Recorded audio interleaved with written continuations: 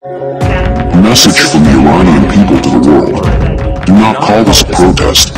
This is a fucking revolution.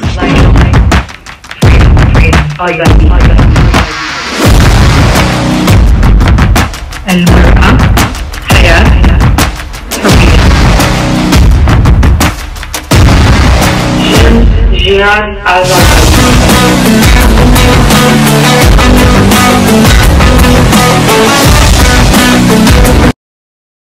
Benomezan Zendegi Azadi. Bonjour les amis. Le 16 janvier 2023, les députés européens se sont réunis à Strasbourg pour soutenir l'adoption d'une résolution à classer l'armée idéologique, les gardiens de la République islamique d'Iran, sur la liste des organisations terroristes. Cet événement a réuni des milliers d'Iraniens à travers l'Europe ce jour-là à Strasbourg devant le Parlement pour maintenir une pression. Je pense que vous vous posez la question suivante. Qui sont ces gardiens de la République? Quel est leur but, leurs objectifs? Qu'est-ce qu'ils font en Iran? Qu'est-ce qu'ils font dans la région de Moyen-Orient? J'imagine que vous connaissez la suite. On va répondre à toutes ces questions. Avant de passer à la suite de la vidéo, deux informations à partager avec vous. Le 4 février, un rassemblement aura lieu, place Bellecour à Lyon, pour rendre hommage à Mohammad Moradi, l'étudiant iranien qui a sacrifié sa vie pour que les médias en France parlent un peu plus de la révolution en Iran. Deuxième information à partager avec vous concerne la situation en Iran. Depuis le début d'année, plus de 50 personnes ont été exécutées, ou devrais-je dire plus de 50 opposants politiques ou révolutionnaires ont été exécutés en Iran. Plus d'une centaine de personnes ont été condamnées à la peine de mort. Abonnez-vous à la chaîne, partagez au maximum les vidéos et cliquez sur j'aime. Pour toute question, tout commentaire, soit via la plateforme, soit via ma page Facebook, soit via Twitter.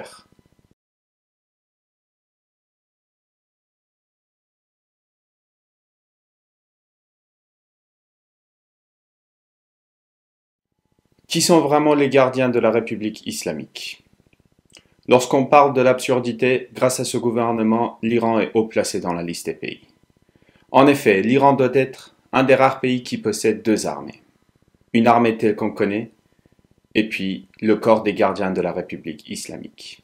Créé en 1979 suite à la Révolution, ce corps est dirigé par le guide suprême, Ali Khamenei. Sa spécialité, c'est qu'il possède 5 forces. L'armée terrestre, navale, aérienne, une force paramilitaire, les Basij, qui regroupe principalement des voyous, puis une force spéciale. Conçu dans les Yvelines, créé à Téhéran, puis prolongé petit à petit dans la région, Liban, Syrie, l'Irak. Comment un pays peut avoir deux armées? Quelle est la différence entre les deux? L'armée iranienne, l'armée classique telle qu'on connaît, a pour rôle de protéger le pays et d'assurer la défense des frontières. Le corps des gardiens de la République islamique a pour objectif de défendre le système de la République islamique. Dans les années 2000, on a compté à peu près 130 000 personnes membres de ce corps militaire. Mais ils ne font pas que les actions militaires. Ils ont aussi un impact sur l'économie du pays. Ils possèdent 12 compagnies nationales dans les domaines différents. Énergie fossile, construction navale, ingénierie militaire, télécommunications, médias nationaux.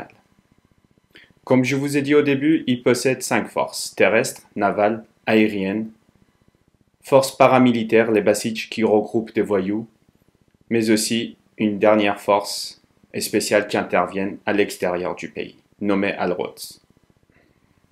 8 avril 2019, les États-Unis ont classé le corps des gardiens de la République islamique dans la liste des groupes terroristes. Le mois de janvier de cette année, l'Union européenne, les députés européens se sont réunis. Pour l'instant, ils ont classé que 2 forces de ce corps militaire dans la liste des groupes terroristes. Le Basij, le regroupement des voyous, ainsi que Al-Quds, la force spéciale, qui intervient à l'extérieur du pays. Aujourd'hui, le corps des gardiens de la République islamique est actif à travers le monde. En Europe, Amérique du Nord, Afrique du Nord, Moyen-Orient, les pays tels que Liban, Turquie, l'Irak, Afghanistan, l'URSS, Inde, Pakistan. Al-Quds, une force spéciale qui a été créée tout de suite après la guerre l'Iran-l'Irak. Dès leur création, ils ont soutenu les opposants de Saddam et ils sont intervenus en Irak pour faire tomber le gouvernement de Saddam Hussein.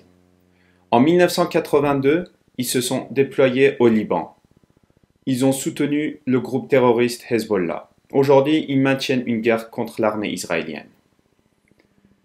Ils ont aussi étendu leurs activités en Afghanistan. Ils ont aidé le Taliban pour prendre le pouvoir et faire tomber le gouvernement afghan soutenu par les États-Unis et l'ONU. Ils ont aussi joué un rôle important aux côtés de l'armée syrienne pendant la guerre civile en Syrie. N'oublions pas le raid américain sans précédent dans lequel le général Qassem Soleimani, le leader des gardiens de la République islamique, a été tué. Selon Washington, qui le suivait de près pendant une semaine, il prévoyait des actions menaçantes des centaines de vies américaines. On voit que depuis leur création, les gardiens de la République islamique ont été un vrai soutien pour les groupes terroristes. Pour conclure, le corps des gardiens de la République islamique, un groupe militaire qui appartient au guide suprême de la République islamique, Ali Khamenei, qui est à la tête du gouvernement iranien.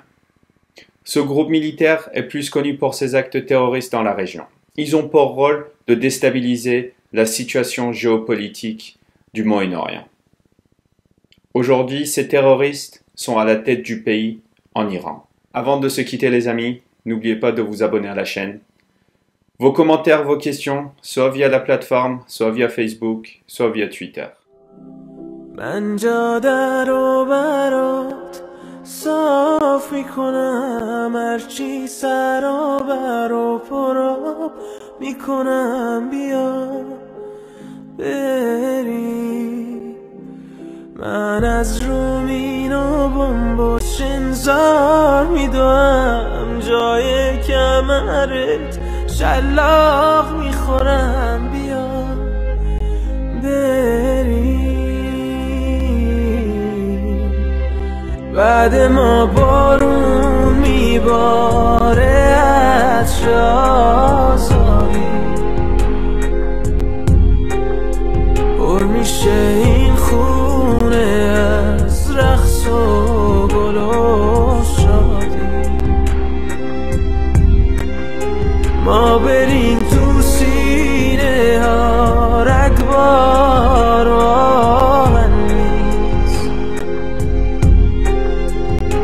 دیگه هیچ خاکستری از جن